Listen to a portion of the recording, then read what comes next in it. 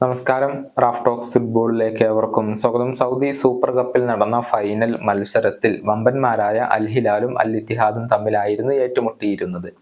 1-4 ഗോളുകൾക്കാണ് അൽ ഇത്തിഹാദിനെ പരാജയപ്പെടുത്തിയത്. അങ്ങനെയാണ് അൽ ഹിലാൽ ഈ ഒരു കിരീടം സ്വന്തമാക്കിയത്. ഈ ഒരു മത്സരത്തിന് ശേഷം അൽ ഇത്തിഹാദിന്റെ സൂപ്പർ താരമായ ഹംദല്ലയും ഒരു ആരാധകനും തമ്മിൽ വാക്ക് തർക്കം നടന്നിരുന്നു. തുടർന്ന് ആ ഒരു ആരാധകൻ ചാട്ടവാറുകൊണ്ട് ഈ ഇത്തിഹാദ് സൂപ്പർ താരത്തെ അടിക്കുകയായിരുന്നു. ഇത് പിന്നീട് വലിയ രൂപത്തിൽ വിവാദമായി. സൗദി അറേബ്യൻ ഫുട്ബോളിന് തന്നെ ഇത് നാണക്കേട് സൃഷ്ടിച്ചു. ഇപ്പോൾ സൗദി അറേബ്യൻ ഫുട്ബോൾ അസോസിയേഷൻ ഇക്കാര്യത്തിൽ ഒരു ഒഫീഷ്യൽ സ്റ്റേറ്റ്മെന്റ് പുറത്തിറക്കിയിട്ടുണ്ട്.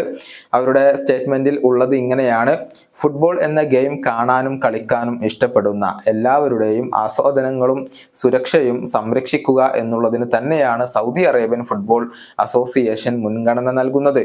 ആരാധകരിൽ നിന്നുള്ള അനിഷ്ട പ്രവൃത്തികൾ വളരെ അപൂർവമായി മാത്രം സംഭവിക്കുന്ന ഒന്നാണ്. പക്ഷെ കഴിഞ്ഞ ദിവസം സംഭവിച്ചത് സൗദി ഫുട്ബോൾ പ്രതിനിധീകരിക്കുന്ന എല്ലാത്തിനും എതിരാണ്.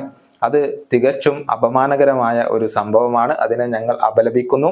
ഇതിനെക്കുറിച്ച് സമഗ്രമായ ഒരു അവലോകനം ഉണ്ടാകും. ഇത്തരം സംഭവങ്ങൾ ആവർത്തിക്കാതിരിക്കാൻ വേണ്ടി ശിക്ഷകൾ വേഗത്തിലാക്കുന്നതും കടുപ്പിക്കുന്നതും ഞങ്ങൾ പരിഗണിക്കുന്നുണ്ട്. തീർച്ചയായും നിയമങ്ങൾ പുതുക്കാൻ ഞങ്ങൾ ആലോചിക്കുന്നുണ്ട്. ഇതാണ് അവരുടെ സ്റ്റേറ്റ്മെന്റിൽ ഇപ്പോൾ ഉള്ളത്.